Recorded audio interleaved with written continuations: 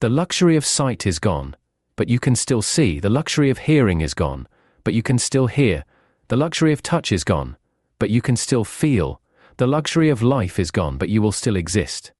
These are all the luxuries of living within a physical embodiment that shouldn't exist beyond life but will. This is your connection to existence, and this is the universe that extends well beyond our physical understanding and into our spiritual unknowing. A walk with the shadows. Coming mid to late 2025. They left the door ajar. This is my submission of a freedom of speech, or a disclaimer, so to speak, that releases me of any responsibility in regards to your life after reading this book. This is a look at my life and my experiences that I wish to express to you, and in no way is this a declaration of what is truth. It is more so my truth that I am presenting to you as acknowledgement. Just as I've had to in regards to your religions, your sciences, or your way of life that has been presented to me in some form or another as your understandings or your freedoms of speech throughout my life. This isn't a 300-page story that spins yarns to keep you captivated. It's designed to be a quick afternoon or evening read to open your mind beyond what you think you already know about life. This is about as real as it gets from my point of view, through a pair of eyes and a mind that, as you will read, have experienced something quite amazing in my life, and still do to this day. There are no chapters within these pages, and this is not a fictional story. Everything I have written in this book is a result of my experiences and understanding about my life, or my views in general about life. Now, before I begin, I must make it clear to you that the way I view the world in its current state is expressed as such that just because there are borders between us, and just because our countries are divided by boundaries, that means absolutely nothing to me. Humans are humans, and the earth is the earth. And as you will eventually read, I think we are all in this together for an important purpose, a purpose much bigger than anything that we have all been raised into. In my opinion, it's a spiritual journey, and it's worth a whole lot more than the global bickering between world's governments over what's ours and what's yours, what you can do and what you can't do. Well, the reality check of all this is that none of you own any of it. You was voted into your position by a naive society that had no understanding of their spiritual self, and reacted as part of the physical reality that they have been conditioned to understand and follow. And as temporary as your position is in that government, you are just as temporarily occupying your space in life until your time's up.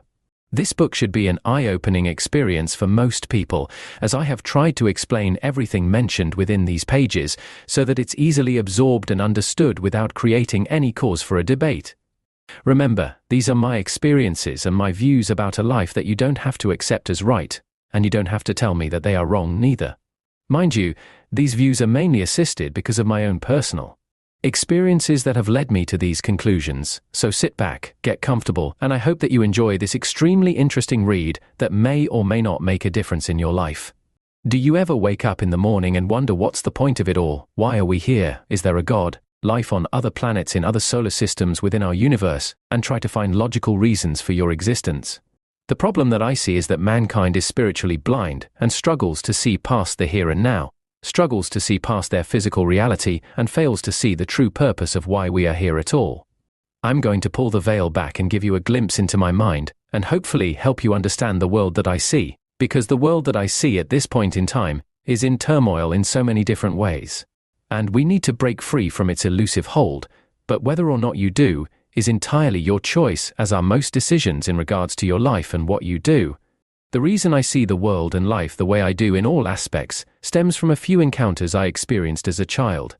So I guess we can start from there, and hopefully I'm able to clearly explain everything, so that you are able to understand, or at least get a clear picture of my views and ideas on life.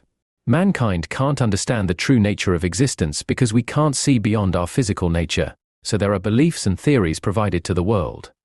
And this is something that we will also have a look at a little bit later on as well, as this plays a major role in the way mankind tends to understand it within our reality.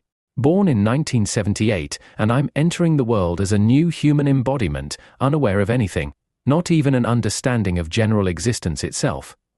It is, the start. I don't remember my birth, so that brings the first question: will I remember my death? Will I even exist beyond it? The real question is, why are we here at all? I may or may not have the answer for you, but I do have an idea that may be your spark. And all I ask is that you have an open mind, as the road I intend to take you on can create some confusions that may activate some uncomfortable thoughts. Thoughts that aren't natural within the boundaries of what we were raised to believe in, or be able to create an understanding from. And with this book, I hope it is definitely written in a way to make you think outside of your own understandings or bubble that you have been raised into.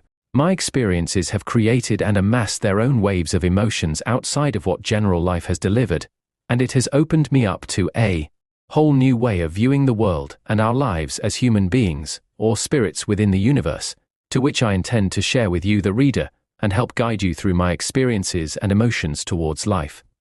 I warn you that the mind is extremely powerful, and what I'm delivering to you can have the ability to overwhelm your own mind to the point that you may not be able to return to your normal thought process or reality to which you was raised into, so to continue from here, you do so at your own risk.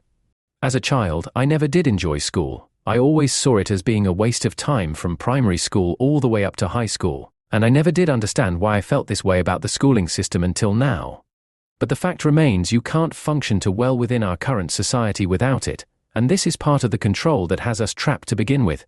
So as you can imagine, I was never destined to amount to much in society, and my future looks bleak, but one thing I carry and hold in high regard is my knowledge of self. To me, knowledge of self is extremely important, because if you don't see any purpose in your life now, why do you even have an existence at all? Once high school had started, I had only gone to school 64 days in grade 7, and it's not that I couldn't learn or didn't want to learn, I just didn't feel a need to learn what the schooling system was teaching me. Sounds strange, I know, but that's how I felt about it at the time. Now, one of these days that I decided I couldn't be bothered with school seems to stick out the most, and for good reason as well, as I was about to have my first experience. Now, you will need an open mind for this, as it can be quite confusing in the fact that it's not something mankind is used to encountering, and we will have a look at what I think the source of it was and why I have come to these conclusions after my analysis of these events. I had left school mid-morning, at recess I shall say, around 10:30 a.m. It was an overcast day with no sunshine or blue sky to be seen. It was drizzling with rain. A cold, wet and miserable day to say the least. I'm headed over a section of paddock near where I lived, and I still remember the exact spot to this day that this event happened. It's not something that's easily forgotten. It has been implanted in my spirit and mind like it happened yesterday. As I walked through a section of paddock, a crack in the clouds opened up above me, and down shone a ray of light. It landed right in front of my feet and stopped me dead in my tracks. Now at this point, I'm certainly confused, as I don't understand exactly what it is I am seeing, as I'm in a state of shock from this beam of light. I looked down after acknowledging the light through the clouds, and I noticed something odd, and now I'm thinking that can't be there. Remember, I'm 12 at this time, so it's hard to understand exactly what I'm seeing, as this isn't common knowledge within society, and this isn't something I was raised to prepare for. Neither. But it's there right in front of my feet, written in the grass, were the words, "Chuck, what about your job?" And now I'm really confused, thinking, what job? The fact that I was even able to see this message in the grass to begin with is weird enough, and it wasn't until later on in life that I tried to figure out what the source of this light was, or even understand the purpose of the message. So, this is the first of a few experiences I have encountered. I will share the most impactful ones I have experienced in my life within the pages of this book. But be warned, I'm going to be revealing an extremely confronting moment that at first I was not going to disclose for the sake of your mental health, as it did not seem right to release some information at the time of writing this, because I only wish to help open your mind and not potentially destroy it. I have decided to mention this particular event because I think it's extremely important for your spiritual growth and the understanding of your place within the universe. It's a whole new world for you to personally explore spiritually, as well as mentally, just as I have from the moment I experienced these events up until the current state that I'm in today. I often wonder to this day what made me so special to see such a sight, and why it came down to me specifically, while I now try to understand what this job is I'm supposed to be doing, because it doesn't seem logical that it's connected to a 9-to-5 daily grind that our lives are accustomed to. I walked off after the light dissipated, and I've often wondered, would something else have happened had I stuck around for a little bit longer? Or is it that maybe I was too young to fully understand the idea that was implanted in my mind at that time, and it was left for me to try and understand it later on in life, or at the right time in my life? That's certainly how I feel about it now. Even though I struggle to remember anything more about that day, except that incident, and then walking off, I don't think that it's really important that I need to either. The message I got on that day was all I needed to kickstart my voyage. That image has stuck with me for over 30 years, and everything that was meant to happen to me after those events is and has been happening for a reason, and I see it all now for what it is and as depressing as it can be at times. I at least now have an understanding of it all.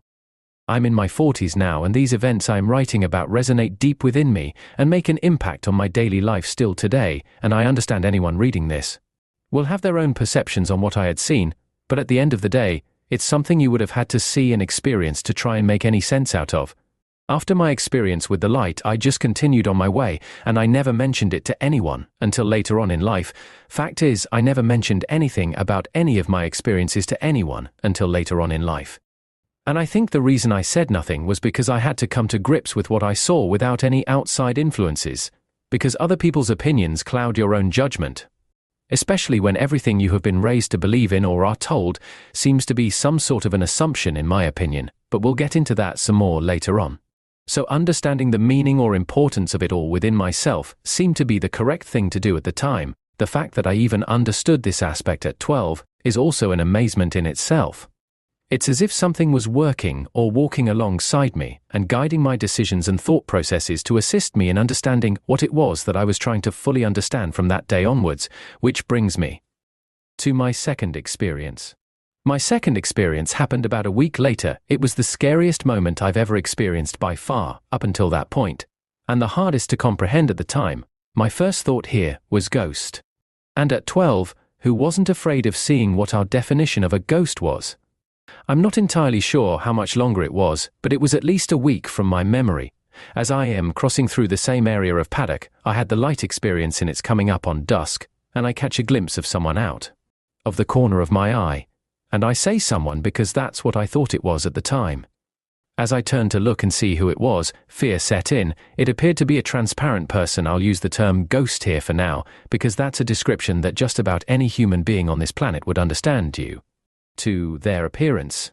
Then I see another, and a third, as if they are circling me. I can see them in full detail, facial features, their clothes, but I could see straight through them. The fear I felt that day is indescribable, and it was at this point I ran. I ran home as fast as I could, flew over my back fence, and once I entered the back door, for some reason I felt at ease. It seems strange now to think I felt safe at that point, considering that if there was any malice intended or a legitimate danger for my safety as a result of their intentions, I'm pretty sure that, if they wanted me, they could have gotten into the house. I think the familiar surroundings comforted me and set my fears at ease. To see something of this magnitude at such a young age was hard to come to terms with, but it did happen. I'm glad it happened, and I'm glad I saw these beings, as this is not the only time I encountered these figures. It gets more intense and more confusing as time goes on. Even though I'm only mentioning 4 events of all I have experienced, it's because they are the most vivid and have had the biggest impact on my life. I didn't have a religious background, but just like any other family within society, we were aware of religion. I didn't grow up having any beliefs at all that I can remember, and these days, I don't believe in anything. I either know or I don't know. It's that simple, and the stuff in the middle I'm working on, and I'm full of ideas. As a child, all that seemed to be instilled in me at the time by my parents was, there is only right and wrong, and no in-betweens. As I needed to make a decision and be responsible for my actions, so there was no belief system within my childhood at all. At 14, my parents had separated, and by the time I had reached 15, I was living closer to the city with my mother.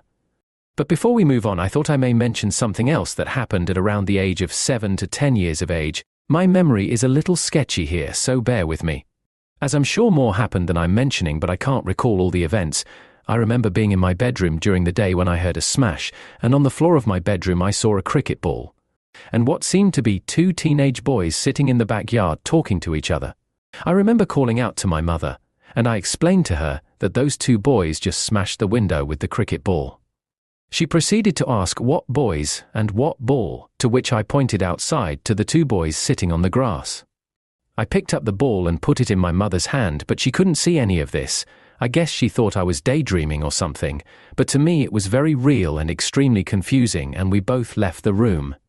I completely forgot about this incident until my mother brought it up in conversation a couple of years before she passed away. I'm not sure if they are linked, but it's interesting either way, at least to me. And I thought it was worth a mention, as this may have been my introduction of what was to come. Or it was nothing more than a daydream that wasn't generated from my own thoughts. I was always into depressing music. My favorite song at the time was Fade to Black, a dark song about giving up and suicide. If you haven't heard this song, I would highly recommend to anyone that hasn't heard it to listen to this song. It's an extremely important song with a powerful message. This song still remains as one of my top all-time favorites, and at this point in my life I had also gotten into other styles of music as well, so I had no heavy metal apart from one solitary black cassette tape with some of my favorite metal songs on it. I had become quite depressed around this stage in my life and didn't want to go anywhere or do anything. I had also dropped out of high school as general life, along with my newfound understandings, conflicted with each other. So everything was becoming a little bit more difficult for me moving forward. Eventually, me and my mother had a falling out, and I went to live with my father for a short period of time. That also comes with its own issues in relation to an incident I had experienced with him. At around the age of 10, I was maybe a bit younger, to which he had sat me on his lap and told me that if my mother ever died, he would take my life as well. So as you can imagine, those words have stuck with me just as well as my personal experiences have. My father had the family dog with him at the time, and she was always by my side, except for one specific night I went to bed, she wouldn't come anywhere near me. This struck me as kind of odd, as I could call her to come hop on the bed, and she wouldn't have a bar of it. It sounds strange, but I could see fear in her at the time also, but I didn't know what she was afraid of. Confused, I let it go and went to sleep. A couple of weeks had passed and my father had to get rid of her due to erratic barking when no one was home. That hurt a bit, but it was a unit complex and complaints were frequent. As she was an inside dog, and it was at this point I was about to understand why she kicked up such a fuss during the day. Not long after the family dog was gone, I climbed into bed, closed my eyes and drifted off to sleep. I awoke during the night with a feeling that suddenly overwhelmed me. I felt a legitimate fear and wasn't completely sure why I was feeling this way. I looked towards the bedroom door to which a dressing gown is hanging, and I could see something moving in it, a figure of some sort. Clearly one of these shadow people, ghosts I had seen in the past, but this one was a little different, jet black with no distinguishing features, so it may have been something else and not what I had encountered earlier. Because I never felt the same way as I did with this one. Also, around 3 years had passed since my last experience, so I sort of knew what I was looking at. Anyway, this figure in the dressing gown reaches into the pocket of the gown and pulls out what seems to be my black cassette tape of metal songs, and Fade to Black instantly pops into my head. Scared of that thought, I jumped out of bed, walked up to the door and punched it, thinking that I was punching the figure inside the gown. I ripped the door open, sourced that cassette tape and threw it away. It's safe to say it was at least 10 years before I listened to that song again. Up until the shadow in the dressing gown, it seemed as though that the only positive about everything going on at this time was the message. Chuck, what about your job? Although now I think that everything I experienced was not only mysterious, but it all seemed extremely important, and it's just the fear and confusion of not understanding it at the time that made it hard to comprehend that. Because within our view of reality, justifying a fear as a positive at the time doesn't really come into play. Recently I had watched a documentary called The Therapist that featured a New York hip-hop artist, and during this interview he mentioned that he suffered from sickle cell, a blood disorder that gave him immense amounts of pain, and how one night he had seen a black shadow move across his bedroom, to which he described it as looking like the Black Spider-Man, and how he awoke the next morning with the worst amount of pain he had ever encountered as a result of his illness, and that he had to be admitted into hospital as a result from the pain. Now this story hit home for me. I understood exactly what he saw and got chills. This reminded me of the figure in the dressing gown. He also spoke of what he thought they were. A story told of black shadows that attach themselves to people here on Earth and feed off our negativity and anger. I have never felt any real threat or danger from these shadows, except from the initial fear of first encountering them. And the incident with the black shadow in the robe, to which I've considered that it wanted me to self-harm, commit suicide. I've also questioned why it would want me to commit suicide as well. Given the circumstances I was in at the time, my mind was extremely open and I was aware of everything happening around me. It had me thinking that I knew something or I was going to learn something, that this being was trying to prevent me from learning, acknowledging, or even just understanding maybe. It's the only thing that seems to make sense to me, as my death would have been of no benefit to anything or anyone, as I'm just a human embodiment like everyone else. Even though I was very depressed at the time, I wasn't depressed to the point I would have considered taking my own life. So the question as to why this particular shadow wanted me to commit suicide still remains to this day, with no definitive answers. In my 30-odd years of seeing these shadows and trying to understand what's their role within my life and what's their connection to my existence, I still don't get a crystal clear answer, but I now have an understanding of my position within existence, but there are still some things I must figure out within myself, even though I never attempted to understand it all until later in life. I just sort of dealt with what was happening and what I was seeing. It had been over 20 years before I started to release information about my encounters with a few drunken rants amongst mates, and it's only been in the last few years that I have decided to take another hard look down that road, and it's led me here writing this book. Today though, that one message drives me to solve this riddle and complete this job I am supposed to complete. Maybe it's getting my message out to you, the reader, about my experiences and encounters and how I have come to see our place within the universe, and to hopefully help open your mind to something real that is happening around us, because really that's all I have to give for now. A few nights later, I've climbed into bed. The dressing gown is now gone because I didn't want to experience another moment with that black shadow again. So soon, in my mind, if the gown was gone, so was the shadow. Obviously that wasn't the case, it was just harder to notice outside of the gown, and now I've chosen to sleep with the door open.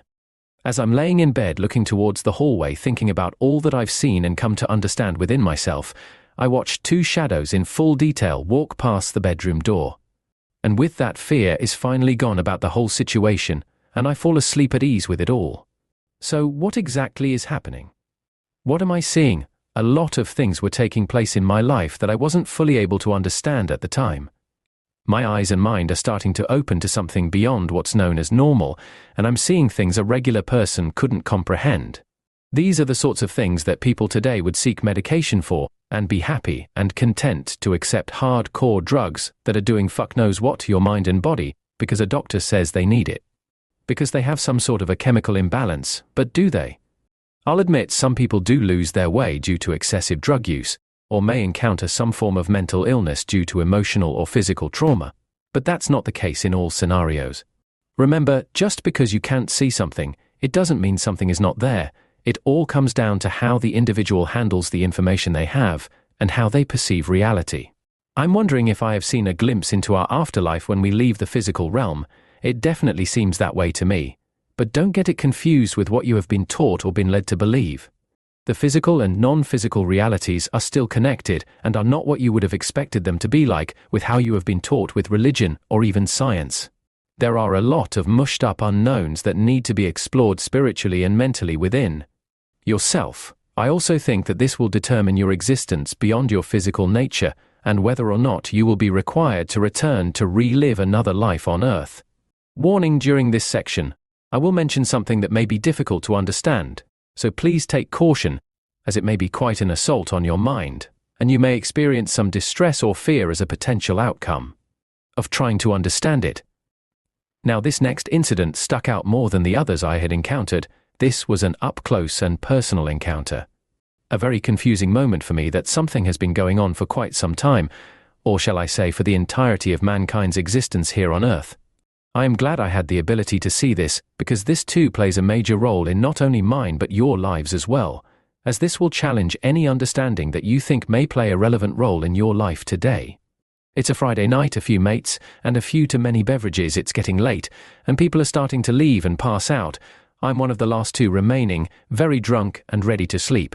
So I decided to call it a night and pitched myself up in the spare room, where two other people were in there asleep already. One was on a double mattress that was on the floor, and another had just passed out on the floor in the middle of the room. Also in the room was a lounge chair that was situated in one of the corners. I placed myself into the lounge chair, threw my feet up on a milk crate, and as soon as I closed my eyes, they were forced open. Something's here, I felt it. This was when I got my first real understanding of a feeling inside me that something is here other than seeing or hearing the presence of a physical being. Even though I now know what this feeling is, I'll try and explain it a little better later on to help you understand it the way I do. So I have opened my eyes, and what I was about to witness was about to change my universe forever. It also brought forth the feeling that it was the same three beings I saw the very first time when I was 12 years old. And they are now entering this room. Now what you're about to read will be quite an assault on your mind, and it may make you feel some fear due to the nature of your reality. But understand, all of these encounters have all led me to not only see the world the way I do, but understand the pointlessness of our existence within this moment. Which is why I think it's important my story is out there for all to read and try and understand. So I'm positioned in the corner of the room. In front of me is the guy on the double mattress. To the right of me is the guy passed out on the floor, and an old vintage chest of drawers with a big mirror. And that right there was the entry point. As strange as it sounds, I watched all three beings enter the room through that mirror. The fact that they came through the mirror is mind-boggling enough in itself, and it's still something I'm working on coming to grips with, trying to understand to this day. The human mind in its current state that we were raised into isn't adapt to understanding the complexities of what we may see or encounter outside of how we are led to understand our current lives within today's world. Yet there seems to be an explanation for anything out of the ordinary that you may have encountered, be it a dream, sleep paralysis, a hallucination, a mirage, some sort of mental illness, or anything else that seems plausible within the boundaries of our given reality. The fact is, mankind have some sort of answer for what you may have experienced without having had experienced it firsthand themselves, or without even having any true understanding of our physical existence itself. Even if you yourself have no underlying mental issues and seem to have a rational functioning mind, it's deemed explainable within the parameters of what science and religion thinks it understands and what psychologists seem to think they understand. You must remember that these are human-looking beings with a certain transparency about them that's not quite ghostly, which is something we will look at soon. As they entered the room, one sat itself down on the mattress, one is standing to the right-hand side of me, and the third one is sitting right by my feet on the left-hand side of me. It's extremely quiet, with not a sound to be heard, except my next thought. Yes, thought. I went to say something, but only as a thought, and they heard it. I'm not sure what I was going to say at the time, as it was so long ago, but during this moment, the one on the mattress raised his finger to his mouth with a gesture to be quiet, and I heard the shh.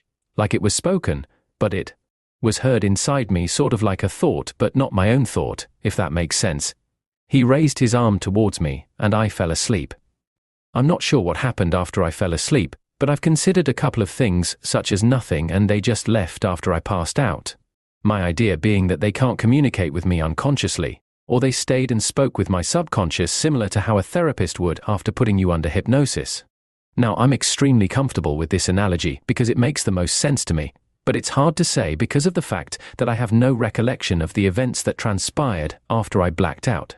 As of late, I've considered all of my experiences to be extraterrestrial in nature, and that the way that I encountered them on that night was best suited to my mind because this is how they presented themselves the first time I encountered them, or in fact, they look in no way any different to us, and we are a product of them placing us here on Earth for purposes I'm yet to fully understand. This is an idea I'm more comfortable with, as opposed to the evolution theory, or the biblical references we have been given.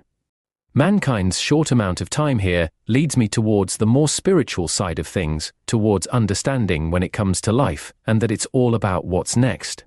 I have no doubt there would be more than one species of intelligent life forms within the universe at a humanoid level that are way more advanced than us, but I'm just going of what I am trying to make sense of, as I myself am still trying to understand the secrecy of existence.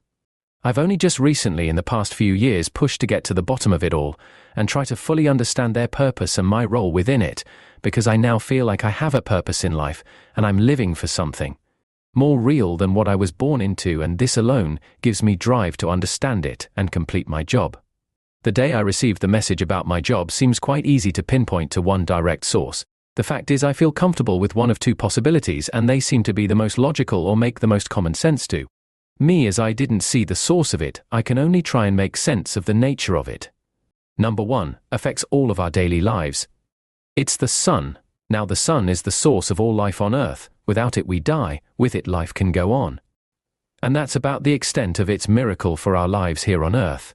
as at the time of my encounter, I'm quite positive that the sun was positioned to the left-hand side of me, and the light source appeared to come down from the right. Now, with that being said, we can eliminate the sun as having been the force that was capable of communicating with me at that point in time.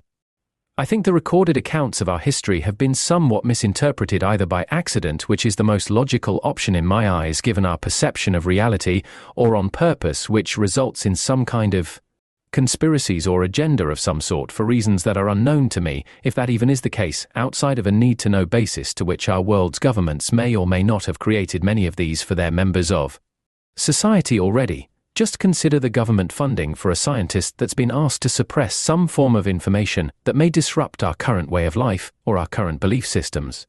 It's not entirely about understanding where we came from, but understanding why we are here in the first place.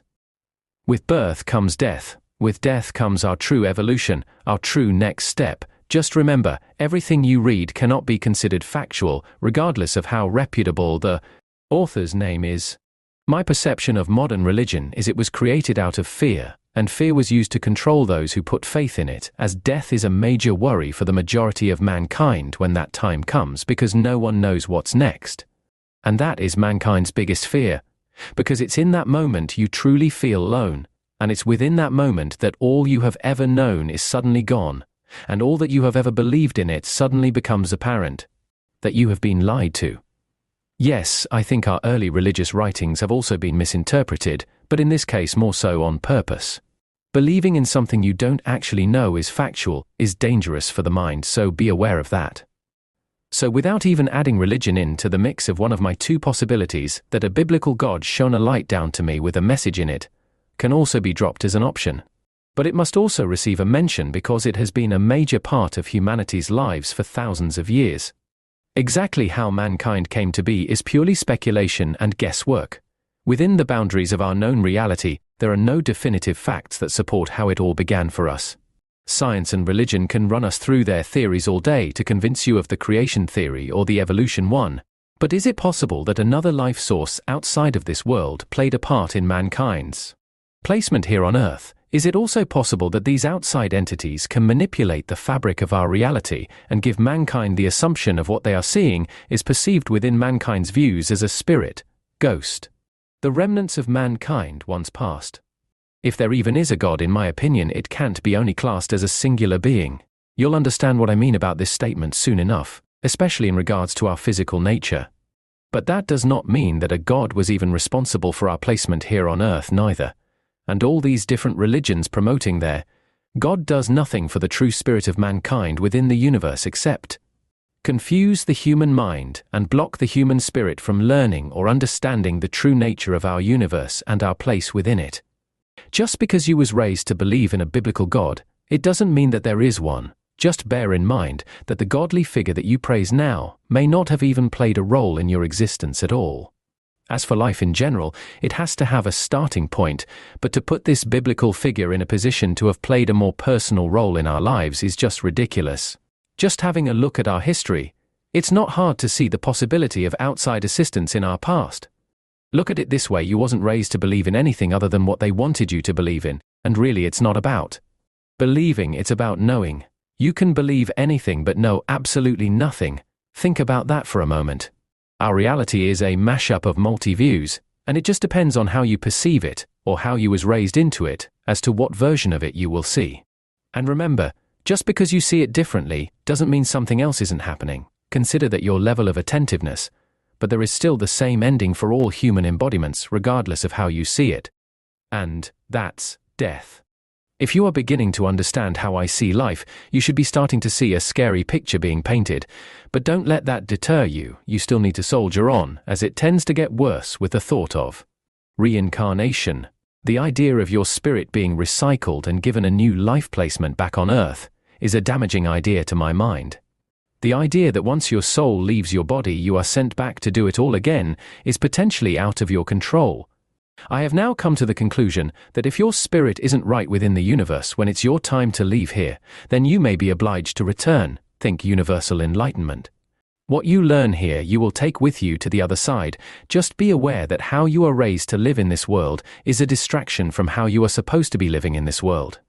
The Earth is a beautiful place. It's designed to provide all the necessities that all life needs to survive, from food to natural occurring medicines, and mankind manipulated that and took advantage of what the Earth provided. For free. It created a reality that has the world running in accordance with a financial or economic system, which has created a means of control over society during our modern age. Well, not only society but our reality, and this is the reality that we have been born into. For some reason, to me, it seems wrong to lose sight of the big picture. So what's the big picture, you ask? Well, death. Our transition from the physical into the non-physical. But you can't transcend or evolve beyond your physical existence without an understanding of your spiritual existence first. Life's entirely a learning experience, so to die without some form of understanding may require you to come back. After all of my events happened, I started to see the world differently where nothing made sense, and it has made it so hard to function in society because I now see the world the way that I do. I started to pull apart everything I had previously learnt about our lives on this earth, to try and see reason and purpose. And it got me to the point where I attacked the integrity of religion, science, world's governments.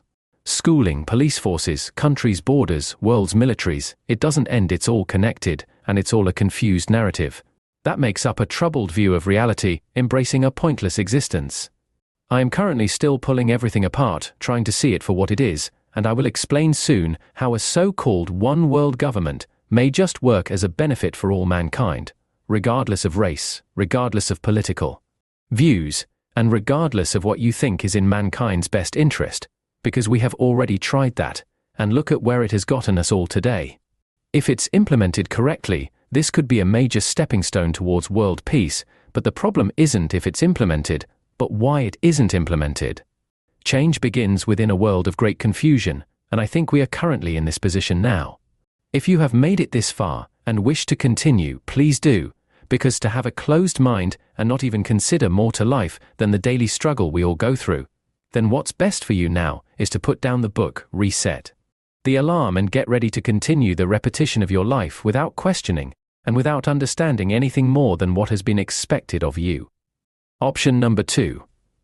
Considering that I think life outside of an evolutionary natural selection or a religious biblical God played a role in our existence, makes this an interesting one for me. The fact that I consider that message was either shone down from the rays of our sun or straight out of some form of extraterrestrial craft makes this one more exciting, given that these are realistically my only two options within our realm of supposed possibilities within a rational reality that we are all born to abide by. The universe is huge, or shall I say infinite, with confidence, with vast amounts of galaxies and solar systems that could potentially match our own, with the possibility to support life is immense, so to deny the possibility of life outside of Earth is very naive in my opinion. It's okay to be skeptical, we all are, about one thing or another, but to consider mankind and life on Earth as being the only intelligent life in the universe is just insanity. The information that's fed is the information that's taken in. Remember that those who control the information control your reality. Just take a look at our ancestors' history if you want to start to look at the world differently, with recorded accounts of the gods from the heavens, heaven meaning sky, that came to Earth in flying vehicles. Gods that arrived in a physical form, to which there was nothing mystical about these gods except for their original role within our placement here on Earth, and it's within these words that misinterpretation gets confusing. Because of the mystical nature originally described in our existence within religion. Every race of people on Earth has an origin story, and no two stories are the same, but none of them have reference to a biblical God, or an evolutionary natural selection start point, but all consist of gods coming from the heavens. Look at these stories from a broader perspective, consider misinterpretation by our ancestors, and those relaying the story back to us, and look at the general idea of the story. I also question the idea that when they came to Earth, mankind was already here, but rather they came back after a couple of generations of mankind, establishing itself as a part of nature here on Earth. No one really knows. But after a few generations, it's amazing what mankind can forget about itself, without an ideal way of recording their history. Consider the game, Chinese whispers for reference. But in regards to choosing a potential option, I'll take that one. I'll take the option of a pre-existing physical humanoid body that resides somewhere else in the universe, placing mankind on Earth as there could have been Many reasons and possibilities considered as to why mankind may have been placed here to begin with, as opposed to the evolution theory or religion's creation theory, to which both have no real purpose. Our ancestors all had at some point a universal knowledge which also includes a spiritual understanding, and that has all been lost or blocked through time, as at one point or another mankind once had a natural affinity with the universe, and that is all but gone today. It's become a case of, well, we just don't know, but here's a couple of ideas or beliefs to consider, and then when you look back at the amazement of what was, you will start to realize just how far gone mankind actually is, and the path back to what once was is now fraught with a lot of emotions and confusion. Our reality could potentially come crumbling down with the releasing of information about the potential of other life forms within the universe that's not on a microbial level, but on a humanoid scale, because that would negate the options already provided, with first being religion and then the natural selection theory, especially if these beings played a part in mankind's existence on Earth as well. Imagine the state of the world today if some sort of information like this was released. So I can understand why any of the world's governments may feel it's justifiable to lie to society about the possible existence of life outside of Earth, even if they had some form of information about it, and that's because it interferes with our current way of life, and it also changes the world's current views in regards to our start. Personally, I don't think mankind as a whole would be ready for such information, regardless of how much they think they want it. Mankind has adjusted to living in such a manner that the majority of the world wouldn't know how to adapt to us acknowledging life outside of our current existence, let alone understand their purpose, because we don't understand our own now within this moment. Even if the world's governments did release something in regards to life outside of Earth, it would only be a half-truth, because they understand the potential damage that could be caused as a result of releasing such information.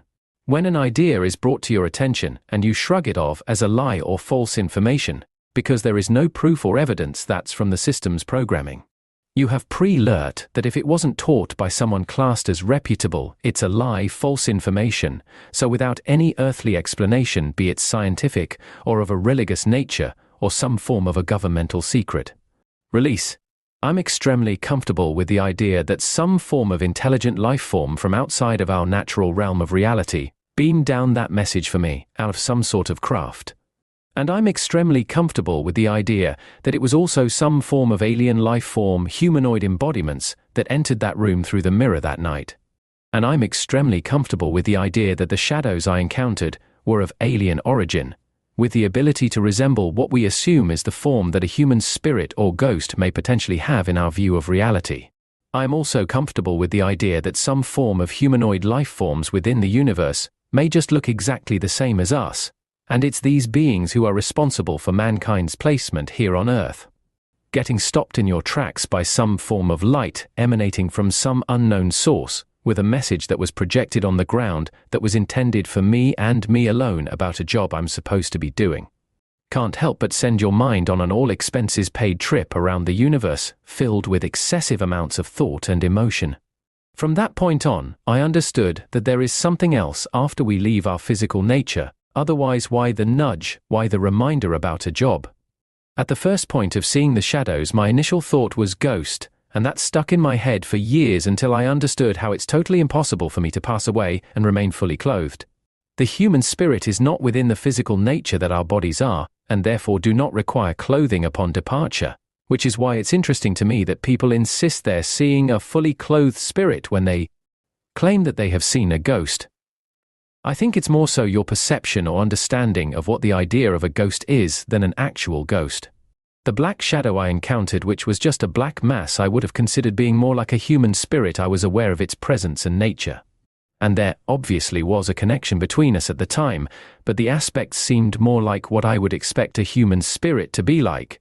Now you may consider my ideas or views as madness expelled by someone with some form of mental instability that's having hallucinations, and that's entirely fine. You're absolutely free to have an opinion on it, but I'll ask you to re-examine your own existence and have a look at your own ideas or beliefs on life before you pass judgment on mine.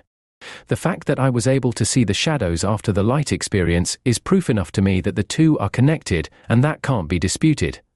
Both the dark mass and transparent beings seem to be able to exist within the same space and reality as us, although I think this may be too much for mankind to fully understand at this moment because of the nature of our current reality or views we have been raised into. There are a lot of walls to take down if you choose to, but for me right now, understanding the message is still the most important part.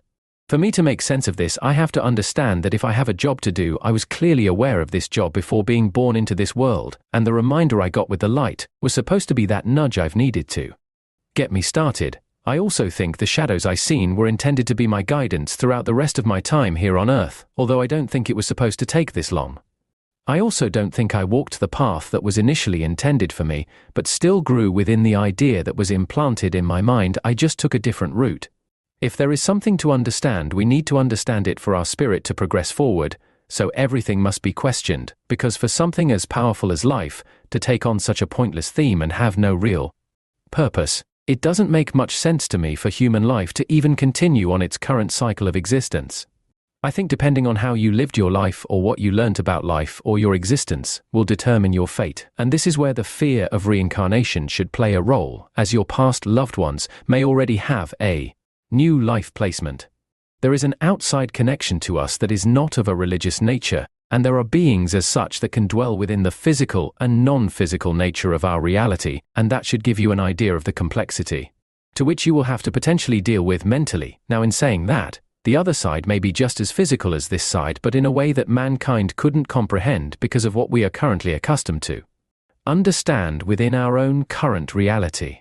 You don't have to take in a single word of what I have said, and you don't even have to acknowledge it as potentially possible either. You don't even have to look outside of what you already know as your truth. If you're comfortable and happy, then so be it, but to progress beyond your physical nature without the possibility of having to return may require more than your self-indulgence in your comfort zone of reality. Yes, it's your life and you have the right to live it exactly as you wish, but I'm sure that will come with its own potential consequences as a result. But at the end of the day, this is a glimpse into my life. These are my views within a reality that I see and a lot of people just don't understand or don't care to, and that's fine. My story is something I thought was important enough to share with you, the reader, because nothing's ever just black and white. There are a lot of shades of grey within life. I see the main point of this book is to help you see outside of your current views and understandings, and help you to see the importance of breaking free from it, because there is so much more to life that mankind just does not understand and should. It's also extremely important that you understand it's not solely about right here, right now, it's about moving forward from here. Mankind has always feared what they don't understand, but what happens when you start to understand? What is left to fear apart from death? Reincarnation. Which always brings forth for me a purpose for life, the idea that life has a grand design which is so much bigger than mankind can comprehend at the moment. Our purpose isn't to just keep procreating and harvesting the planet for raw materials just to destroy it, after all the Earth's resources are used up. Yes, procreation is important, but limiting birth rate numbers should also play a role in mankind's future going forward, because sustainability is the most important thing towards mankind's survival. Where do you think you are all going to go when this planet that is slowly being destroyed by us, that can no longer sustain human beings or general life within the physical form anymore, and this planet that no man or woman is entitled to dies, and you die along with it? We need to fit into the overall universal scheme of things, beyond what you believe or are taught. It's time to open yourself up and learn from something beyond what you think you believe is true. For life to have started here on Earth, it needs a male and a female counterpart. For life to continue here on Earth, it still needs a male and female counterpart, unless we are talking about artificial insemination, to which a male's semen and a female's eggs are still required.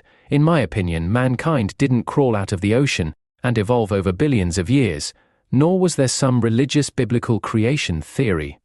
The options you have been provided as viable possibilities are absolutely debatable, and that's why they are theories or beliefs, and not factual in regards to our beginning.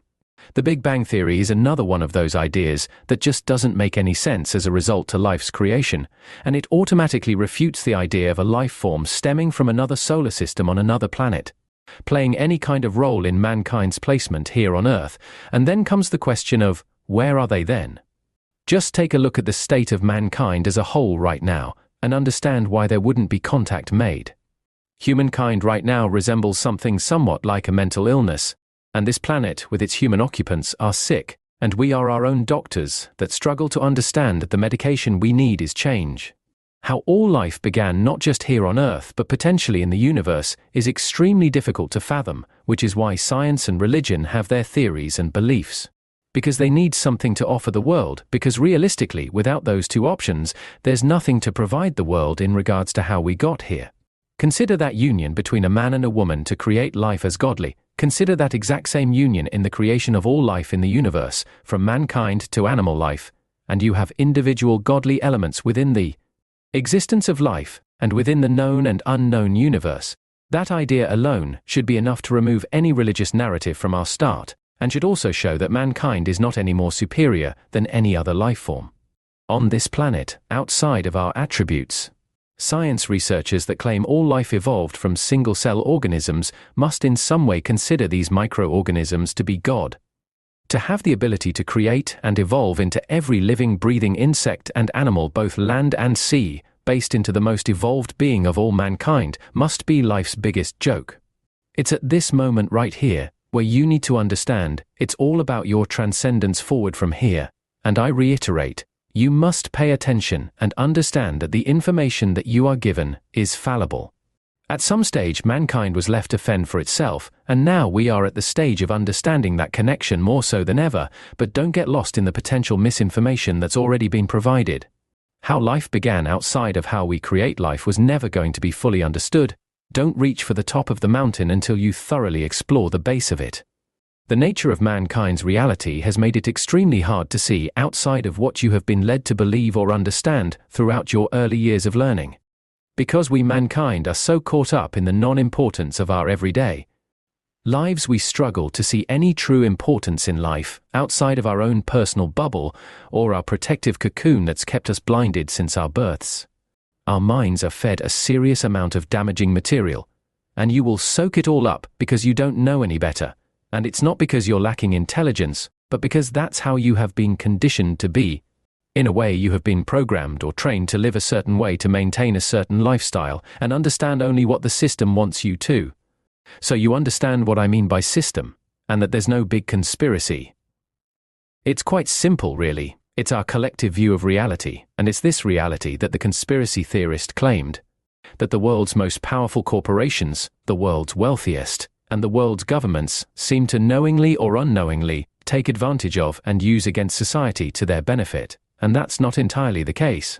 But being wealthy within this system certainly helps make life a lot easier, hence my argument for a single world government that we will take a look at soon.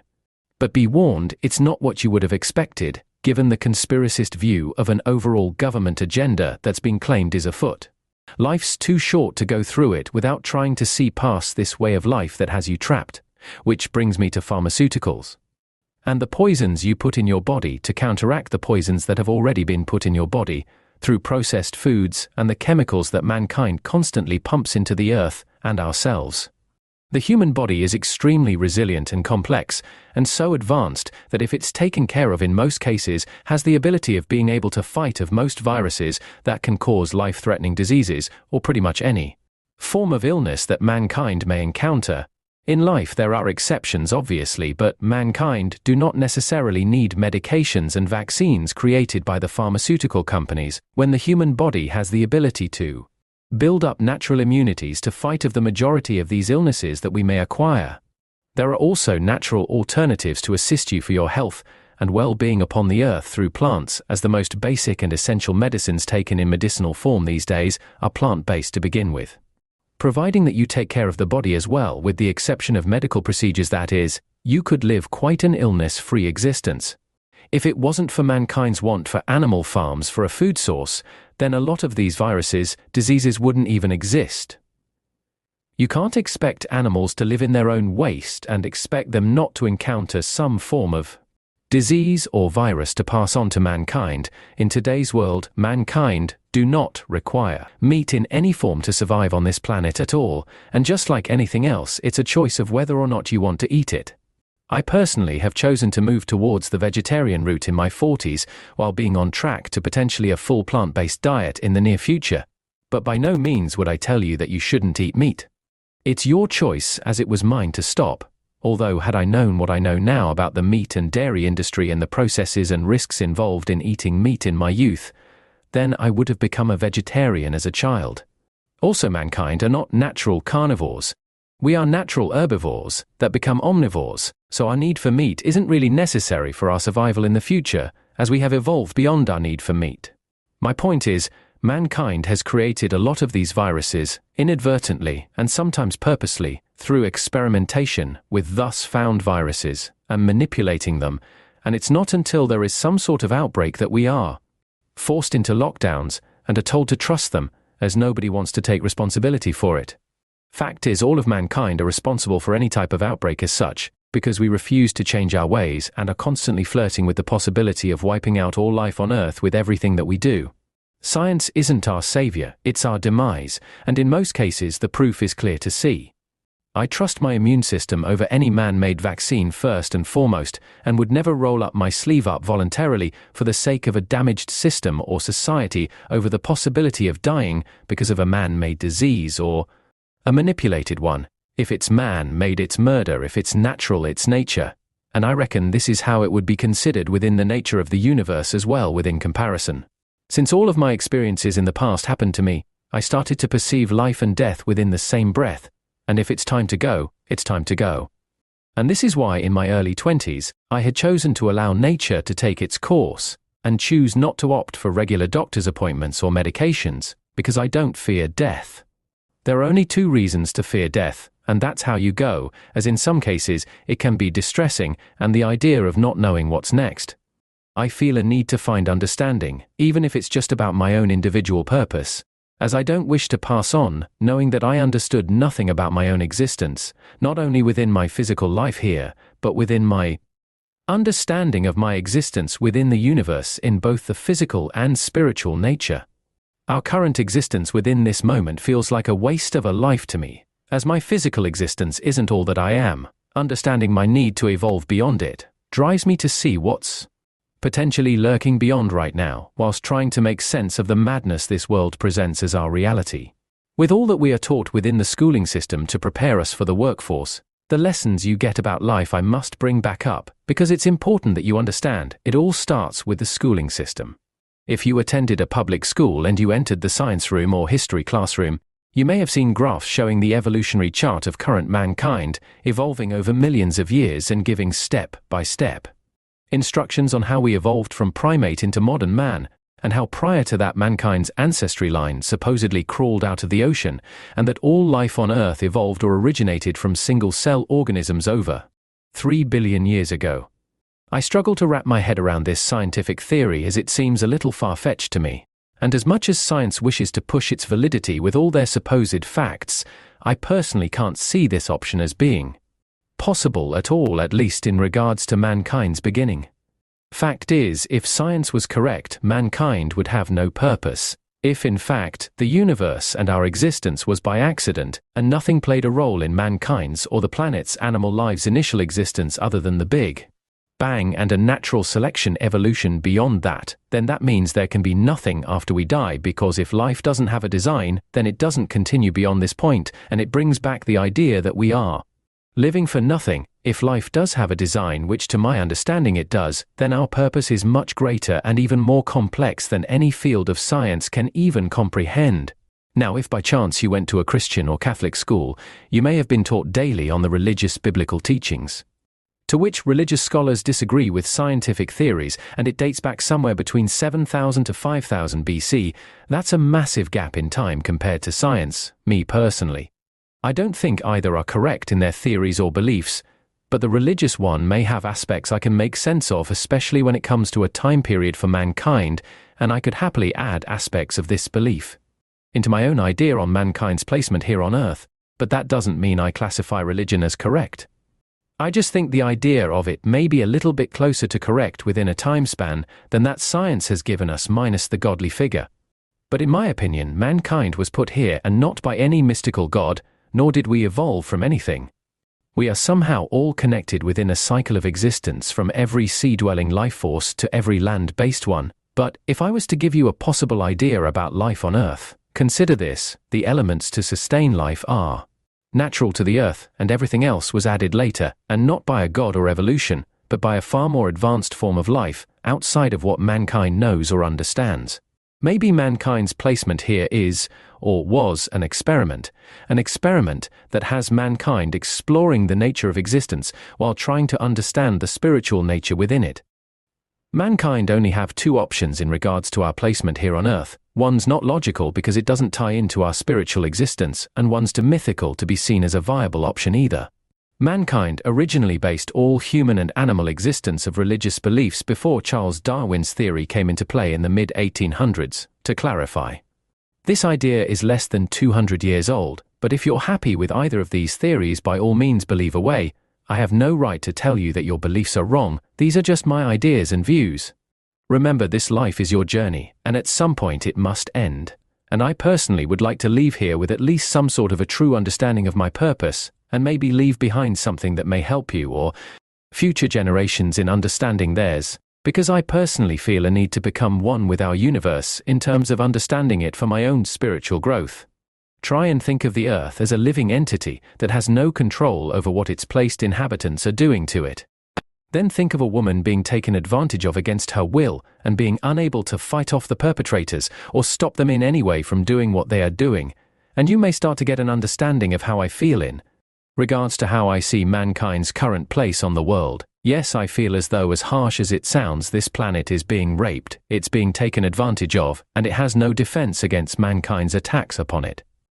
What all mankind do on a daily basis affects the wellness of this planet and all life on it, and in most cases, at least while you are here, you are consequence-free of the damage you are doing, because hey, it's apparently not your responsibility to care for it. Monster corporations pump massive amounts of toxins into the air and land, and although a large proportion of mankind on the planet understand the damage it's doing, only a small proportion of mankind seem to care and are attempting to fight this losing battle. I think mankind may be too far gone to recover, and I'm seeing this book as my attempt to help wake the world up and hopefully make a global impact in a positive way that will see all mankind that are willing and able to open their eyes do so for the sake of their own existence, and not only within their physical nature, especially when you begin to see the damage we are all doing on a daily basis, and then shrug it off like it's not our problem. Our seas are being emptied at an alarming rate. The land animals that are now bred for food purposes contract and spread all manner of diseases due to their living conditions. And at this rate, mankind will become forced into veganism due to the massive losses of edible sea life due to overfishing, or due to the potential major spreading of diseases from our land animals. If mankind is supposed to be the most evolved species on Earth, so to speak, how is it that we mankind seem to be doing the most damage? This planet needs a major decline in human presence to recover, and not due to any form of war or disease, but just by limiting birth rate numbers should be sufficient enough to recover. Although I reckon one of the first two options will become the most likely cause as a result in a major decline in mankind's footprint on the Earth, and I reckon if this planet had the means to naturally wipe out large proportion of life on this planet, I'm sure it would, and it would be justified in doing so. As I've decided to leave my life in the hands of nature and live by, when it's time to go, I'll go. I won't attempt to extend my life past its natural expiration date with man-made medications. If my body can't naturally heal itself from the damage that has already been done by not only the world but myself, then it'll be time to go. I'm already emotionally spent because of all that you have read thus far, and I am building a general hatred towards what mankind have become and is destined to become if we continue on our current path. Now think of our solar system as a living entity, even more so the universe, and everything is in its correct position, with some planets being positioned perfectly to support life of some sort. There's a natural balance, and not only on Earth, but on other planets in the universe, and this isn't by chance, it's by design. Scientists and the religious sectors will continue to feed you their theories and beliefs in regards to the universe's creation and life's start on Earth, as long as you continue to accept their analogies. If you take the time to actually look, you will start to see your human existence as being quite small and insignificant compared to what the universe has to offer.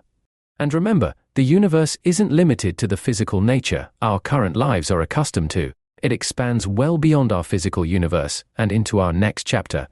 Not only is the human mind extremely powerful, but it also borderlines on being extremely fragile at the same time.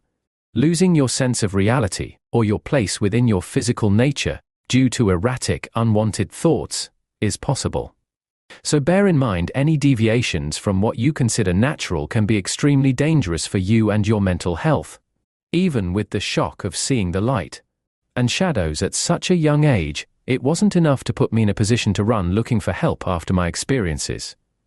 Yes, I ran initially from the first time seeing the shadows out of fear, but I kept my mouth shut and just got on with life. It wasn't until I was put in a position to explain to someone my views through my experiences, pretty much as I'm doing now with this book, to help them understand my outlook, and their reaction or the look on their face as a result was a blank. I received a blank expression of confusion, and from that I understood people don't like hearing these types of things firsthand, because it's outside of the boundaries of what's considered normal. And there is a fear when someone's reality is tested, and from that, I knew I would have an uphill battle on my hands in regards to anyone understanding the nature of my story. I also knew that it didn't really matter if they took in what I was saying, as every human embodiment chooses their own path and accepts their own ideas or have their own beliefs on our existence, so anything I bring to the table, even though a possible shock to the system, isn't really anything to anyone, unless they can find a reason to relate to my ideas as being potentially possible. When our world scientists speak of a universal language, it brings up a language that not everyone is capable of understanding, and that's mathematics. Basically, only a useful tool if you need it for calculating something within our modern world, and it definitely wasn't created with the intention of communicating with another species of life across some other plane of existence or space. ESP, on the other hand, extrasensory perception, can be spoken by all. It's the same all over the universe through all living species. It doesn't matter if you speak a foreign language in another part of the world, you would understand it as if it was spoken in your own native tongue. It is the universe's first language. It comes from within you, not from your mind, but your spirit. Your mind interprets this information and distributes it, just as it would by any other means of communication, thought, or feelings while within the physical form. In your spiritual form it's natural, and this was the communication to which I needed to try and explain with my experience with the shadows that entered the room through the mirror. It sounds crazy, I know, but the more you examine the idea, the more clear it becomes. Consider your spirit has the ability to take on any physical form, because it doesn't abide by the physical nature that our bodies do. Therefore you can be reborn onto this planet as any living being. This is not a hard premise to accept or understand, that you will either reincarnate back here in human or animal form, or move on to some other form of existence, maybe heaven, as being free of having to live out another physical existence at all. Also, you wouldn't have the luxury of sight and hearing on the other side, as these senses reside within the physical nature of life, and this is where the ability of ESP would play a major role within your spiritual existence. Because I now understand how it assists in the ability to see and hear as well. So all communication, along with the ability to see and hear, all stem from this one energy, and when you eventually start to understand how, it will start to make more sense to you. Your existence is eternity everlasting, and it only comes within the spiritual form, not a physical one. So if you can begin to understand how important it is to transcend beyond your physical nature, you one step closer to absolute peace. The heaven and hell, as described within religion after you die, is withheld within Earth's belief systems. It's been created out of fear to help control your decision-making throughout life, so don't expect pearly gates or a fiery hell to be awaiting you when you finally cross over. And consider reincarnation of some nature to be what's next for you, be it as a punishment, or because for some reason you potentially failed to find enlightenment. Remember, the luxury of sight is gone, but you can still see. The luxury of hearing is gone, but you can still hear. The luxury of touch is gone, but you can still feel. And the luxury of life is gone, but you will still exist. Obviously, those whom have maimed, murdered, raped, and done all manners of things towards other human embodiments, and also animal life, that's not in accordance with our true nature, will automatically be reincarnated upon the earth, because I think everyone must still acquire some form of spiritual enlightenment or understanding to move beyond a physical existence. If every human being had to justify their existence, I wonder if they could. I reckon I would even struggle to justify mine if I was put into a position to have to. If mankind continue to grow without a major decline in life and without a change of lifestyle, I fear for the planet as an entity that it may struggle to survive another cycle of 2,000 years. And I think that's being generous. So, who is to be held accountable for this, I wonder? Most of mankind want to prolong life out of fear, not because they feel that they still have something to offer or think that they have something to learn, but because they don't know what's next, and that's the reality of it. Even with a religious idea, someone else's idea, or even my idea, it's still not enough to set mankind at ease with the idea of crossing over into our inevitable next step. Now, as we look up to the sky, we understand exactly how small our place within the physical universe actually is, and how limited we are bound within our bodies. Spiritually, you're still a part of the same space, but you're no longer restricted by the physical nature of it.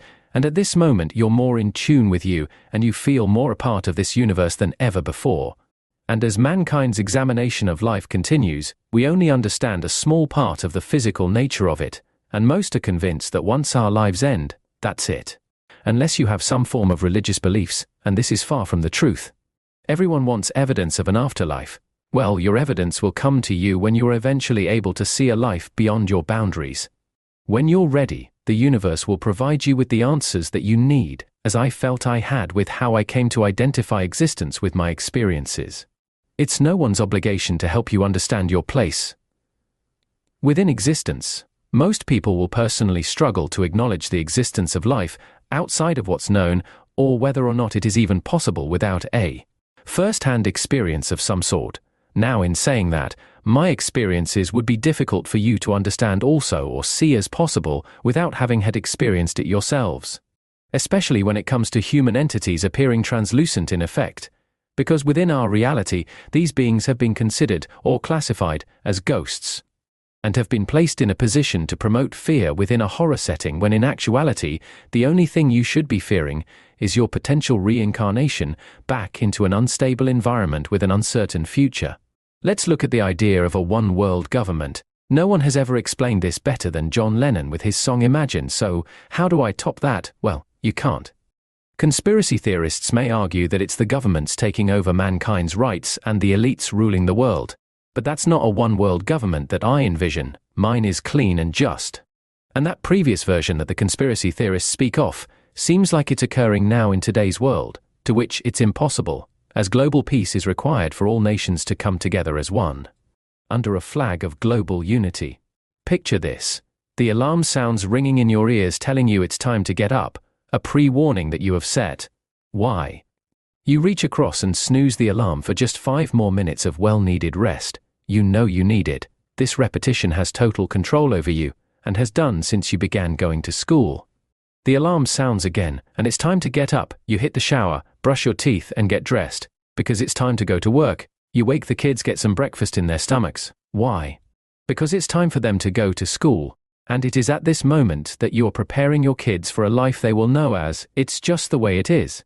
Everybody scurries around rushing because nobody wants to be late. You all hop in the car as you have to get the kids to school first. Before you fight traffic trying to get to work on time so you don't get that warning about tardiness and being efficient. Now I know every scenario is different, but it is the same routine that's forcing our hands in life. You have busted your ass for 5 days a week, in some cases 6, for a wage that doesn't even seem to last for the full following week after bills and food are accounted for. You have a little spending money for clothes and shoes for the family after a small amount of saving is done, and for a family outing on a pre-planned weekend to make you feel like it's all worthwhile, and for that small moment with the family it is. But at what cost? We spend at least 13 years within the schooling system before we are required to move into the workforce for a further 50+ years depending on your circumstances. Now I understand the nature of why we do it, but the system to which we embrace is broken and is in serious need of repair. The retirement age is 65 years old, your average life expectancy is around 80 years old if you're lucky, and during this time, you will amass a mountain of debt that will potentially still be owed beyond your passing. I guess it depends on the individual's lifestyle, but in today's day and age, reaching 60 seems to be a struggle without some form of medical assistance, especially if you tend to neglect your health. Whatever time remains after you retire, that's the allotted time this system will allow you to have before it's time for you to leave this world. It doesn't seem right when you look at it like that now, does it? And that's considering that you may not even live long enough to even reach the desired retirement age. Not to mention all the medications the pharmaceutical companies will pump into our system when there are so many free, harmless alternatives out there that they don't want you to know about or use because it's not financially viable when our reality dances to an economic heartbeat. In my opinion, I see general life at this moment as a pointless existence, especially for those that can't escape, and not just mentally but financially. The problem is you're supporting a system that doesn't even really exist. It exists because you allow it to. This is something I understood in my mid to late teens, which made it hard for me to want to join the workforce, to which I had no choice anyway. I understand the stress of living in the world today. Society is deeply depressed, and it's mainly due to financial struggles and just general everyday living as part of a system that just does not seem to care about you, and it's something that we have just become accustomed to. I worry for mankind that not only have they lost their way, but they have lost any comprehension of self-awareness in the universe. It's become all about society and what society wants and expects you to be, right here, right now. Being born into a world where you are 100% controlled by a monetary system is damaging to the mind and spirit, especially when you see it for what it really is.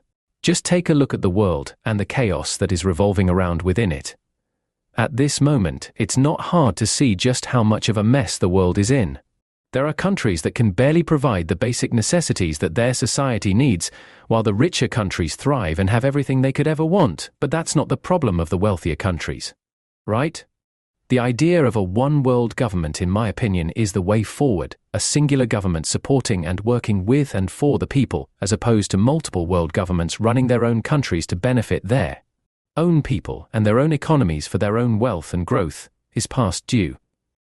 People are starving in some of these poorer countries because their country doesn't have the resources or means to help them flourish like the wealthier nations, to which there are still homeless and hungry, but just on a smaller scale, and there doesn't have to be. Not only is this not fair, it's downright cruel. I think it's time borders dropped worldwide as mankind comes together as one. Why this hasn't already happened before my time is beyond me. With the eradication of all things mentally, spiritually, and physically destructive, while everyone is working as a part of one global unit to expand outside of our current cycle that's destroying the spirit of mankind to the point of total annihilation of all life on Earth, because what may be left for mankind in the end may resemble planet Mars. If life must stay on this path it's currently on, it needs a reboot. Everything needs to change. If something like I envision does come to pass, mankind as a whole could concentrate solely on space advancements and exploration and not be limited to destroying our beautiful little bubble to which mankind must first repair. The Earth is our home, free for all to roam whenever, wherever, without restrictions, but somewhere along the line at some time a decision was made, and that decision wasn't in mankind's best interest. It wasn't intended to be malice, but it seems to have now implemented a means of control upon society in modern times. And that control is still in place today, and it's that control that has created the chaos within the world that we are currently living in. It's not so one man, corporation or government can benefit, but everybody working together and helping everyone else. That right there should be mankind at its finest, with the eradication of money and the implementation of a free trade within a free society, where everyone is provided what they need for free but still working as part of a global unit to move forward under a flag of global unity. Because the truth is, money has no true value. It can be removed from society in all forms and not really affect our way of life. Everything that mankind has created can still be created without it being restricted to some form of financial value. We don't need to be under any form of economic control. The question is, do mankind want this change, or do they want to continue to try and maintain on this current road of constant struggle? Where we should be right now is, everybody is working to assist mankind in whatever field they wish to work in, or be able to due to their correct training provided for each individual or the person's ability. Where everyone gets the shopping they need from the supermarket for free, where everyone is provided a dwelling sufficient enough to support their needs for free, where everyone gets a vehicle for transport of some form to travel that meets that person's or family's requirements for free, where recreational time is provided just as you would take a break during any other holiday from work, to be able to travel around the world at no expense, with no passport of your country of origin needed. It shouldn't matter if you're an astronaut or work a checkout in a supermarket, No one deserves more than somebody else because of their current position or social status in life. We should all be in it for the well-being of each other. The same principles should apply if you're a professional sportsman or entertainer. You're doing this because you love it. As 75% of the world currently lives in front of the TV during their downtime, those in the sporting or entertainment industry should be in the exact same position as the working class. We are all doing what we need to do to get through life as comfortably as possible alone, but together at the same time. And as long as what we are doing is for the betterment of mankind's place upon this earth, the cleansing of the human spirit from our destructive and corrupt nature, and the repairing of the planet from the damage we have already caused upon it, then it's a step in the right direction. Let's not forget about the elimination of financial control of the world's citizens, as this is a giant step to truly being free, and we all deserve it. Our prisons would be there to hold the real criminals, the murderers, the rapists, the pedophiles, those with true mental instabilities that can't function within society without committing atrocious crimes, as our prisons would be exempt of petty criminals that would no longer exist because the corrupt system in place that helped create them would be gone, because if there is no financial gain, there are no petty crimes.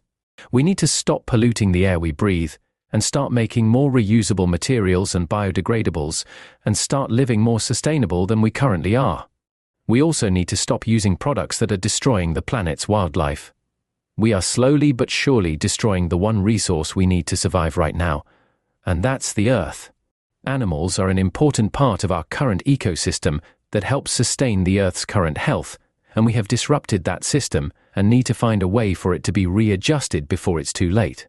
We also need to limit childbirth rates to a manageable number. The more human embodiments, the more resources are needed for all to survive. That might sound unethical and wrong to most of mankind, but the Earth can only sustain so much punishment before it gives up on providing us what we need to continue on. People need to think before they react to that statement, because our birth rates are exceeding the death rates globally, and this affects our overall progression forward and limits our chances at obtaining a sustainable future. With no financial need, there's no risk of an economic collapse. A lot of life's man-made pleasures are out of want and not need. Mankind are here for a short amount of time to learn what needs to be learnt and move on, while not destroying the planet to which we are born into. Consider your time on Earth in this moment a blimp on the radar for what's to come. I don't see a singular government happening in my lifetime, and mankind may destroy itself long before this ever comes to pass. But for mankind to have a true purpose in the universe, we need to expand out of our controlled consciousness and into a free-spirited one. If we continue to keep going around in circles, living the same pointless existences, like I said before, we might as well not have an existence at all. Looking at poverty in some of the world's countries right now is disgusting, and it's disgraceful that some of mankind are being forced to live in such conditions because that country's economy can't efficiently provide for its people. The world as a whole can supply enough housing and sufficient amounts of food and water to support all mankind, and not just for those that can afford to pay for it. That's why this system that is in place at the moment doesn't work for all mankind, and it seems to be only the wealthy that benefit from our current way of life, and it's the world's governments that need to lower their guards, drop their political views globally, remove all borders, and come together to change this system. Hopefully that short rant there would highlight some of the benefits of a one-world government where we create a world where poverty is no longer an issue. We have a system in place where everyone provides for everyone else and gets what they need to comfortably live out their life cycles, and where the only real threat is mankind falling back into this recycling hole and living for nothing again. Now, I failed a lot in my lifetime up until this point, and I see all of my failings in all aspects and try to understand why I did it all, and the answer I got back was this book. Had I succeeded in any other route I took, this book would have never seen the light of day, and my story would have been nothing more than a drunken rant amongst mates, and I personally think that would have been a waste.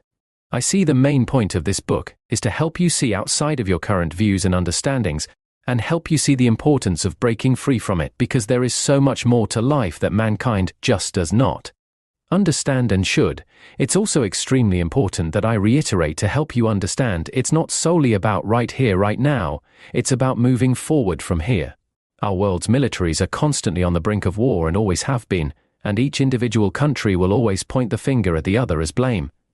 when the fact is the blame falls on all world governments and militaries around the world. Refer to Edwin Starr's war. And then, science in all its glory had to create atomic nuclear power, where now we are at the risk of throwing mankind into a potential nuclear winter, just at the thought of war alone. A war that could literally almost wipe out all life on this planet, and for what? A little piece of dirt that you don't even own, because you was insulted, because you are not of the same race or skin color. Because of your religion, because your political views differ. Fact is, you have no true power. You was voted into your position through an already corrupt system, and without the citizens' support, you wouldn't be where you are right now.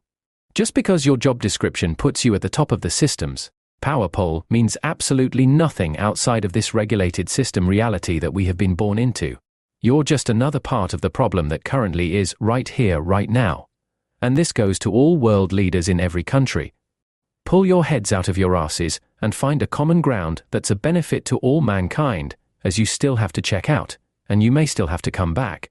You are nothing more than what anyone else is within this cycle of life, and no world government should have enough power to declare war on any other country without first the people's approval. Look at the world right now in this moment, as a being discovering it for the first time, seeing the history of mankind and all their actions upon the earth that have led to the potential and near-definite future destruction of this once beautiful planet. The decisions made apparently in the best interest of mankind that were all for financial gain and power that's controlled within an economic system of greed, and you will understand how I see that we do not deserve a place in this universe without a serious amount of change being made within ourselves, because this is where it all starts, within ourselves. The majority of health issues that mankind tend to deal with on a daily basis could be attributed to mankind's actions upon the planet. Just consider, for instance, the toxins we breathe, the water we drink, the food we eat. It's all become tainted with some form of poisons that can potentially give you some serious long-term health problems, and unless treated with medications that have been created and designed to treat you for such issues, you may be facing a potential early death, or a horrible one at that.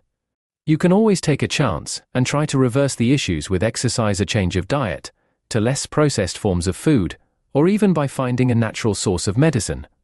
Don't resort to just breathing dirty city air. Get back into nature as best you can. Drink clean water over drinking sodas and other highly processed alternatives. Nothing beats fresh water. The human body in its natural design should be able to self-repair itself in most instances, as I mentioned earlier. Some things may be irreversible due to much neglect by unknowingly abusing yourself, or because of the fact that you just don't care until it's too late. And I don't deny that some problems people are born with are natural and extremely unfortunate, but some may not be as well, thanks to mankind's contributions with the toxins that could possibly be causing such potential problems to pass down to future newborns. So the slower option may be what you've chosen after a visit to your doctor in the form of a pill for the rest of your life, when a change of lifestyle could have potentially done a lot more for you, as I see that most people will choose to take that pill and then stay within the lifestyle that possibly created the issue, and that's fine. It's your choice. I just want you to be aware that there are other options, and that choice of yours pleases the pharmaceutical companies, as drugs are big business, and money is money in a system that struggles to survive without it. Death as well is big business for what should be a free service provided by the government for all those years of being a servant to the system, by paying not only their wages, but all the public sector services wages through our taxes, while also being made to comply with rules created by our governments and governed by a potentially corrupt police force. You would think you at least deserve a free burial service? So not only do you get robbed to stay alive, your family is also robbed to pay for your funeral service, and this is disgusting, and I hate that society doesn't push for such a service to be free, that at least would be a good start towards a better society that's taxpayer funded.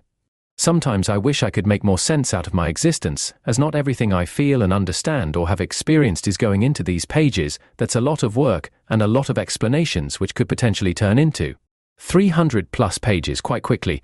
This book isn't to tell you that anything I'm saying is right, and I'm not writing this with intentions of saying that anything I say is potentially factual either. I could be 100% wrong in all I understand, but I have an idea, and I always have, and if this book helps you unlock your idea, then I've achieved something positive. Remember, it's not about believing, it's about knowing, or at least understanding more than what you have been led to believe, and that's where you need to be mentally. Fact is, though, mankind don't know where they are or what they are doing, and with every new step forward, it's just another 2 steps backwards with every new destructive creation, and we are only doing everything we do for recognition, fame, and fortune. Nothing we are doing now is truly for the betterment of mankind, and it's just the way it is right now. It's sad that the human mind is stuck in a mentality and lifestyle where scurrying around in a world where you learn not what you need to, but what the system wants you to, is more important. Where you work not because of a need to better mankind's place, but because you have to fulfill a financial need to survive in a world where everything can be readily available for every single human embodiment that plays a role in the survival, peace, and serenity of all mankind and not just themselves. As everyone seems to only be in it for themselves with no real care for those who are struggling within the world, whether it be from their own cause or the nature of being isn't really the point. Fact is, people are starving, hungry, freezing cold, dirty, and left to fend for themselves in a world where in today's day and age they shouldn't have to, and it's those that choose to leave them in that position. The governments and the extremely wealthy that appear to be the problem, especially when there are more than one means to pull not only them out of it, but the world out of struggle. I've already given one option, and the reason I don't see my option not working is because the extremely wealthy, including those in politics, don't want to lose what they've already got over getting exactly what they need to survive comfortably. This planet needs to stop rotating for a moment so its inhabitants can take an extremely detailed look at itself. The need for change is upon us with everybody, and nobody having no clear idea on how to change anything but their socks once they start to smell, well, the world is beginning to smell. Society has become rancid, and our reality that we all are so accustomed to has become toxic. The lies and belief systems people will embrace hopeful that some savior is on his way is ridiculous. It starts here with us, and only us, and not from beyond our physical nature. Mankind are unique but not special. Well, not special enough to be warranted a gift of our own God anyway, whether or not those of a religious nature want to admit it or not. The fact is, something with such power to create all life in the known universe, of many different species of animals, land and water-based, also the different races of mankind, should literally be able to interfere with man's current progression and improve our direction. Now consider your God as being just as physical in nature as you are, and are unable to change our course because mankind's belief systems and understandings won't allow it.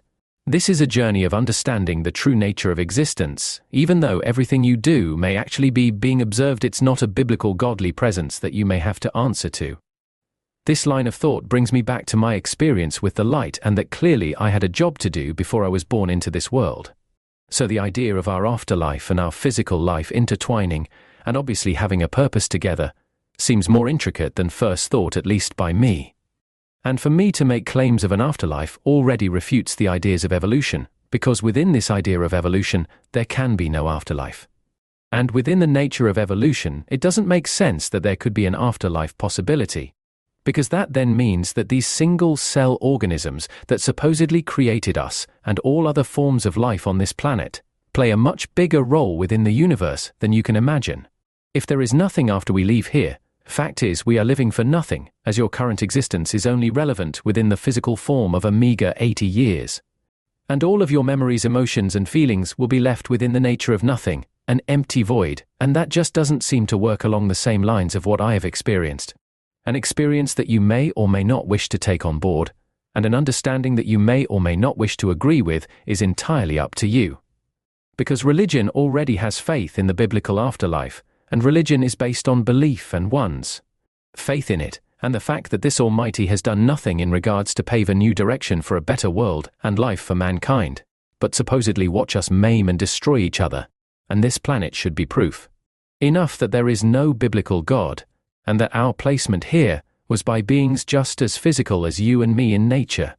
Through my point of view, the only way that life comes from the earth is if it grows out of the earth, in the form of plants and trees, and in our current state of understanding, I think mankind is no older than the biblical perception. Now the earth could be billions of years old, but there is no way science could ever know this as fact. It's possible, absolutely. But the life that has been occupying its space doesn't go back that far at all, and given that modern science has only been trying to understand the theory of evolution since Charles Darwin suggested it less than 200 Years ago, one would think not enough research has actually gone into their scientific discoveries that they can claim any of these theories are factual. This idea is being widely accepted because within the rational nature of our reality, it's been forced to make sense with the idea of single-cell organisms leading the way. First idea of this theory was in 1859, so I'm finding it hard to accept that, in that short amount of time, science is convinced that they have it all figured out. Like I said earlier, mankind only have two options in regards to how it all began for us, and neither of the two options seem logical or make sense. Mankind's biggest danger is getting lost within a universe they don't understand, while being stuck in a reality that will happily feed a lot of foolish beliefs to assert their claims. Religious scholars and science buffs alike will always carry some form of argument of defense against anyone questioning their beliefs and theories. I've always been an out-of-the-box thinker since that day, and I'll analyze every possible idea until I can make sense of it, and if I can't find a rational option that makes sense, especially within the nature of my own experiences, then I'll continue to analyze everything until they do. The original beauty of this planet may never come back to what it once was. The poisoned earth, air and water will remain on this planet long after mankind is gone. No amount of change now will allow us to drink out of flowing rivers and creeks again, without first treating it to avoid falling ill, or eating fruits of a tree that haven't got some sort of unnatural chemicals in them from the skies, earth and water, all from man-made pesticides. It is truly upsetting to me that everything is now tarnished with the poisons of mankind, and that future human embodiments that will come after us will probably struggle to breathe any form of clean air in the future, as every newborn's first breath may potentially be their last. Mankind don't seem to understand the importance of this or truly seem to care. I paint a picture that nobody really wants in this book. I've taken away the idea and comfort that religion seems to give. And I've attacked the integrity of what science brings to the world in terms of what they believe is truthful about existence. And I've given you my idea that appears more fictional than real, because mankind's mentality have conditioned us to be this way. And that's okay, as long as you have an understanding within yourself that the life you're living is purposeful to you, and you're happy. That's all that matters. Believe in your God if it makes you feel better. Trust in science if you trust the information given, and live out your life as stress-free as possible, in a way that you feel 100% comfortable in, because you're within your rights to choose whatever path you wish to follow regardless of others' opinions and beliefs. Ultimately, as the human race, we need to stop destroying what isn't ours to begin with. Mankind's technological advancements are fine if out-of-date items can be repurposed or disposed of without any damage to our environment. Either during production or during disposal, problem is not everything made is capable of being repurposed or disposed of without causing some form of damage to the environment, and those are technical advancements that mankind really doesn't need. I'm expecting backlash towards my ideas in regards to the way I view life and the way I've presented it in this book, and I'm 100% okay with that. Just don't expect a debate or resistance to what you have to say about my ideas. Just do what you do. It's not my life you are living, it's yours.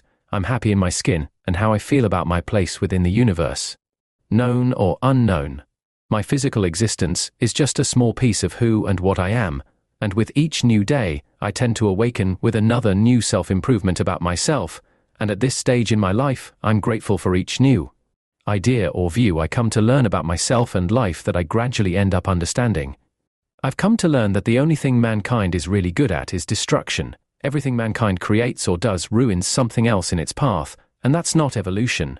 Evolution is a process of improving something from what was once worse off. So what exactly is mankind improving from? How much had to be destroyed for mankind to get to this point, and what is still being destroyed to this day for the sake of a so-called better world? With talks of countries and private institutions wanting to colonize Mars and the Moon for the sake of mankind's future, I certainly hope mankind fails in this endeavor. Why try and colonize or repair a dead planet when we have the means to repair one that's still alive just by making some simple lifestyle changes? We need to really focus on repairing the damage that's been done to this planet, and not scurrying about space wasting money and resources on exploring space just yet. Those that are destined to change the path for mankind will do so in due time. That's if we can manage to keep from destroying ourselves and the planet in the meantime. It's been a long, depressing road to get to where I am right now, mentally, spiritually, and physically, Most of the time my vision is clear and I'm at ease. But I still have battles to try and overcome on this journey, as my time's not up yet. It's extremely hard to change your view of reality, and then also maintain it whilst living within and abiding by this system's rules, especially when it comes to your belief structure. Remember what I said about the mind being not only fragile but extremely powerful at the same time. Also remember to stay grounded, as our society is an economical one and you are still required to work if you wish to. Maintain a certain lifestyle, or at least be able to provide yourself with the basic necessities needed to survive. I deal with suicidal thoughts on a regular basis that I never mention to those closest to me about just how bad it can actually get for me at times.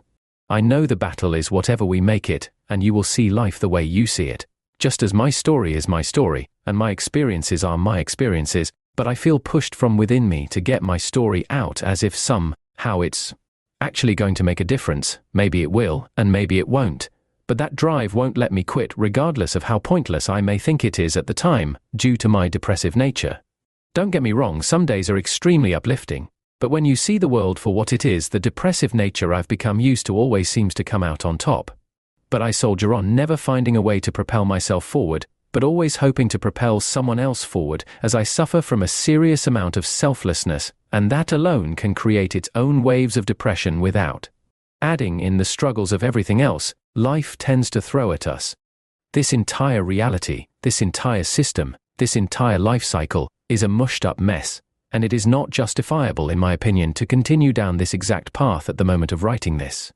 I reckon at least half the world would currently live below their means of having the basic necessities daily to survive comfortably or worse, and poverty is on the rise globally. Yes, currently, in terms of providing for everyone at this moment, I reckon the world would probably come up short in regards to resources needed, as we are becoming extremely overpopulated now with no plan on how to adjust to the growth or the damage being caused. A global plan was never put in place to control population growth on this planet, as there is no real-world leadership on this planet. At least one that doesn't wish to line its own pockets financially and look after their own interests. How do you convince a world or a world's governments that has grown within this madness to just drop everything, stop every plan, stop every agenda, to drop every border worldwide and embrace each other as one people and repair the world, bit by bit, day by day? What's it going to take? Another world war, one so destructive that we are forced into this change? Or an organized and conducted plan to support each other on a global scale? With that being said, every citizen in every country needs to support this idea as well, or I can guarantee you that this planet will eventually succumb to mankind's destructive ways and careless lifestyles that's affecting all life on this planet. It's no wonder the world is in such chaos. There are going to be future wars. There are going to be future pandemics. Just how big and how much of an impact they have on the planet is yet to be seen. But there needs to be a large significant losses of life or a global plan to restrict birth rates to get this planet heading in the right direction, to repair all the damage that has been done and progress forward. It may sound completely wrong to even suggest such a thing, but have a good look for yourself and tell me what other options are left, considering your way of life will only get significantly worse. I've come to the conclusion that I think this book is my job and that this is also my purpose. Like I said before, I've nearly given up on it on multiple occasions, but something inside me helped me to soldier on through all my negative thoughts about everything and keep typing. Would it have made a difference if I never released this book? Probably not. I've read through it multiple times, making sure that everything is worded and shared exactly as I think it should be, so it would have the most impact on you, the reader, while explaining everything to the best of my ability. The reason for my general repetitiveness in some cases is because mankind tends to let their minds drift away from potentially important subjects, and I think repeating myself in some instances will help make it stick in your mind a little bit easier to better help you understand my ideas on it all. I don't feel a need to provide any form of evidence or justification for my ideas as to why I accept the analogy of a pre-existing humanoid embodiment being responsible for placing mankind here over the evolution theory or religious creation belief. So just consider that the extraterrestrial life that you're looking for as validation of evidence for my idea may just be your reflection in the mirror, and the smoke screen that is our reality is the blocker that we need to see through to continually try and find our understanding within our physical existence. I constantly play back my encounters, and I'm constantly living in that state of mind every day for my own self-awareness. My mind doesn't get much of a rest. But that's okay, because as long as my mind is stimulated by some form of thought that's of a positive forward outlook, I know that nothing I'm overwhelming myself with is damaging or dangerous for my mind. Although it does create forms of depression, and that depression is still generated from my positive outlook and me not being able to change anything, and therefore it's manageable as my mind isn't dormant within the now. As you can imagine, a moment in my mind can be quite intense, and at times I consider how important my words just may be to someone else, as it's about the message, our overall view, and our overall direction moving forward. I'm in my 40s now, and may not live beyond 50. I'm just doing what I feel I need to do now before I check out whenever that may be.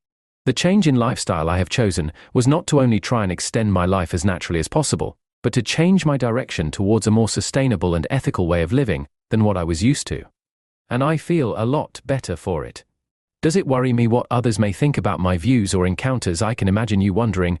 Well, no, not really, because at the end of the day, I don't think very many people could have experienced what I have on a daily basis and continued to live a normal life. And I don't think anyone would have been able to handle bottling everything up for so many years like I did, while I tried to make sense of it all without seeking some form of assistance from a secondary party.